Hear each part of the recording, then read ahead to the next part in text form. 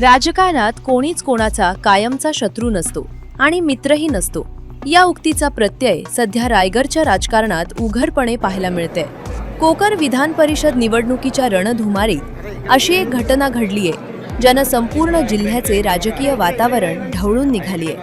कालपर्यंत एकमेकांवर शेलक्या शब्दात आरोप प्रत्यारोप करणारे आमदार महेंद्र थोरवे आणि खासदार सुनील तटकरे थेट एकमेकांच्या गळ्यात गळे घालताना दिसले. महायुतीचे उमेदवार अनिकेत तटकरे यांचा उमेदवारी अर्ज भरण्याचे या कार्यक्रमाला मंत्री उदय सामंत आणि मंत्री नितेश राणे यांचीही प्रमुख उपस्थिती होती. मात्र सर्वांच्या नजरा खिळल्या त्या आमदार महेंद्र थोरवे आणि खासदार सुनील तटकरे यांच्यावर.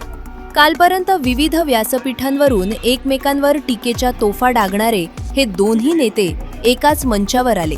इतकेच नाही तर हसतमुखानं त्यांनी एकमेकांची गळाभेट घेतली. नेत्यांच्या या अचानक बदललेल्या रंगामुळे राजकीय वर्तुळात मात्र जोरदार खळबळ उडालीये.